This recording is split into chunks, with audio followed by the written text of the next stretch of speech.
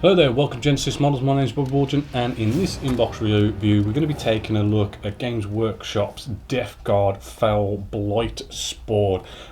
It RRPs at around about £15. Starting off, we've got a nice sort of picture on the front just showing you one actually painted up. We're going to now open this up and have a look at our Blightspawn. Well, starting off, we get some very simple instructions just on the back of here, and some very simple stats also. But let's take a look at the plastic itself on the sprue. Looking at this, I mean, we have some very nice detail showing cracks in the armor and all sorts of bits going on inside. I'm seeing it looking very sort of nice and crisp. Got all sorts of lovely detail going on around his arm. We've got this big it's sort of like his fuel tank for his plague sprayer, which is looking rather good. Looking for any sort of flash. I mean, if we look at this at an angle, we can sort of see we do have those mold lines just there. You're going to probably want to sort them out, because you know they're not brilliant, but they're not that bad really.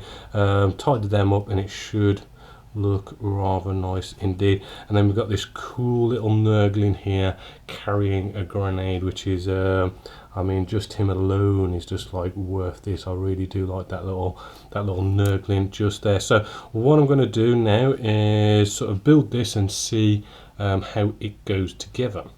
So now I have built him all up. Hopefully, as you can see just here, he's come together rather nicely. The fit was absolutely perfect. Really do like that little Nurgling with his holding that grenade there. To be honest, the flash that needs to be tidied up around it was, you know, there was a fair bit. It's going to take you a little bit of time. It's not terrible. You can get there in the end, but there's a fair bit to sort of go through.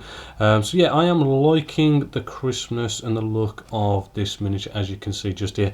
As for posability, it is fixed. There isn't no sort of multi pose thing going on here. So if you did want to have more than one in your army, you're probably going to have to go down some sort of converting and a bit of kit bashing and that sort of thing to sort of pull out two different looking ones of these, but he's looking good. And then as for the rules side of it, our Fell Blightspawn here, some sort of standard sort of stats here with like the usual +3 weapon skill, ballistic skill, strength 4, toughness 5, which is rather nice. Then you got 4 wounds and 3 attacks. Now what's cool about this is he's armed with this plague sprayer, which is a nasty sort of assault D6, but it's strength 2d6, -3 AP and 3 up straight away wounds.